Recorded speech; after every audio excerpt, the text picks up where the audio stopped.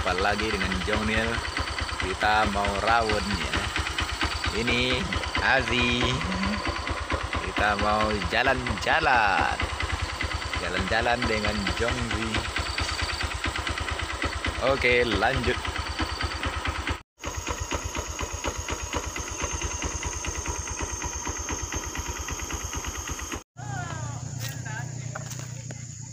Lentik.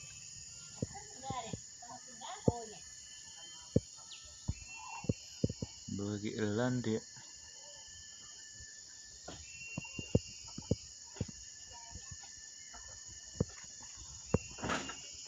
Berada di Bukit Lentik. Itu agak siang.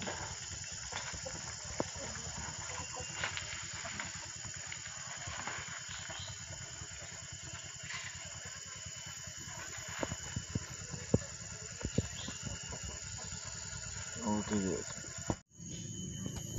Dun sana kasodonyo dimanapun berado.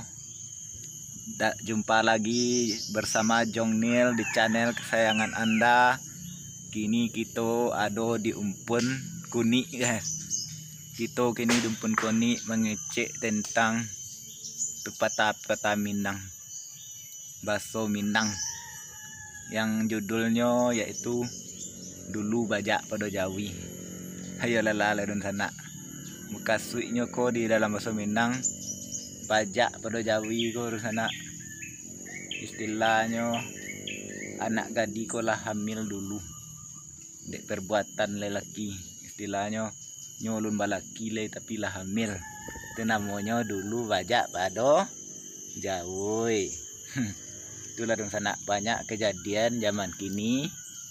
Penyoboknya tak kurang kontrol orang tua, tak ada teknologi, tak ada nafsu, ya banyak penyebabnya.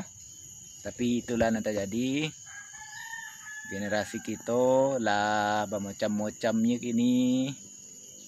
Hayalah lah, tak oke lah guys. Lah itulah keadaan nah.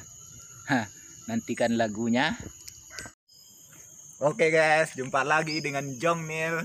Kita kini tema kita dulu bajak pada Jawi. Mukasuinya kok guys lah hamil duluan. Istilahnya nanti noko lah bunci tapi nyolo melaki lah. Itu dong sana. Itu nam bedo.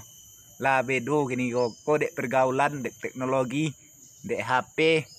Nah, itu jadinya dek pacar-pacar. Pacar-pacar pai dalam soma. Jadi dulu bajak pada Jawi deh. Malagu kita dulu sana.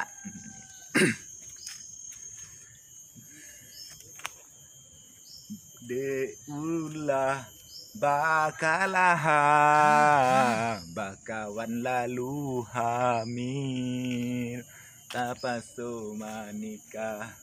De ulah bakalaha alun sampai sekolah inyo pai malala. Harapan ama ayah kajadi sarjana. Anak ini suke mangeleh, anak ini cekeh mata-lata. Tatatan lalu ai tapasoman. Oke guys, jangan lupa like, subscribe, and comment. Thank you for watching. Itu di Bukit Lentik menuju Polak Gota Studio. Bukit Lentik Sumpur Cruz.